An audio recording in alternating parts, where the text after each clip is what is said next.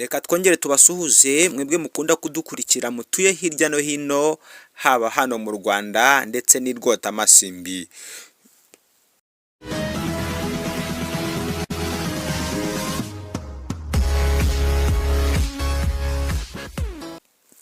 Uyu ni wa mwanya wahariwe amakuru agezwaho ako kanya, dore ko icya mbere ari amakuru. Nk'uko umunyarwanda yabivuze, burya icya mbere ni amakuru.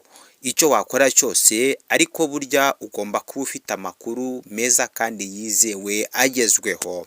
Uyu munsi tugiye kuvuga ku ikipe y'igihugu Amavubi yongeye guhamagara abakinnyi nyuma y'uko bamaze igihe kinini baruhutse, nyuma y'aho bamaze gukinira umukino w'abakina mbere mu gihugu. Noneho ubu mutoza Frank Spetra yongeye guhamagara, ariko igitangaje Kavita Rwatubyaye bahamagawe mu Mavubi, Sahabu na Yoroke bongera kwirengagizwa.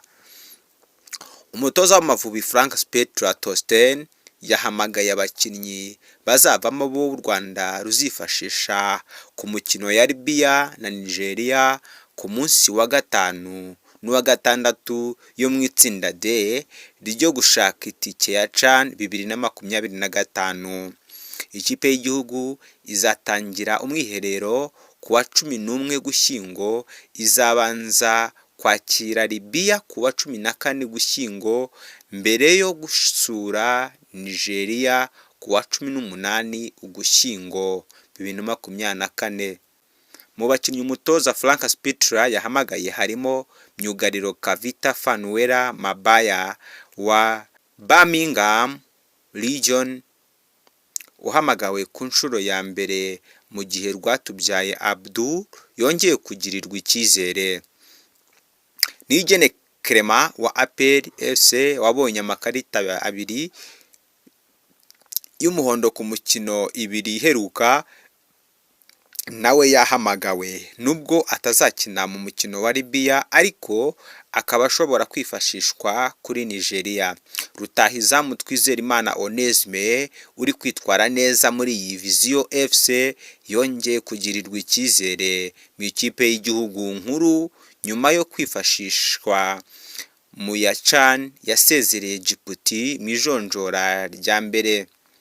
Mu bakinnyi basigaye harimo Rafael Yorok ukina muri Swede na Hakim Sahab wa Standard de Liège mu Bubiligi. Nubwo bombi bamaze iminsi bakina, umutoza Frank Spetra aheruka kuvuga ko bazongera kugaragara mu ikipe y'igihugu yaragiye.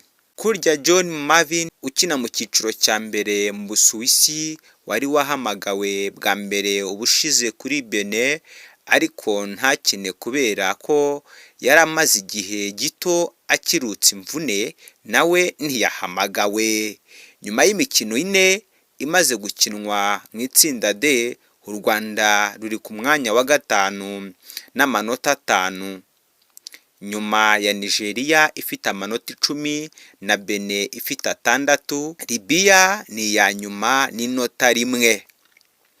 Reka turebe icyo umusaruro uzatanga kuri iyi kipe, dore ko ari ikipe ikomeje gutungura abantu benshi, ariko umutoza we asaba ko abanyarwanda bashigikiriye ikipe haba ku ntsinzi cyangwa se ku ntsinzwi, dore ko we avuga ko byose bishoboka iyo ikipe igiye mu kibuga.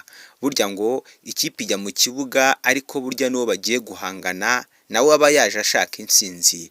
Bityo arasaba ko abakinnyi n'abafana n'abahe bose n'abanyamahanga bose muza gushigikira ikipe y'igihugu, mukayijya inyuma, mukayitera ingabo mu bitugu. Yasoje avuga ko yiteguye kwitwara neza, ariko ngo byose burya ni Imana ibigena. Ndabashimiye, ariko wowe ucyumva ibiganiro byacu kanda subscribe kugira ngo amakuru atambuka umunsi ku munsi ntakagucike. Wowe wakanze subscribe turagushimiye, uri w'igiciro.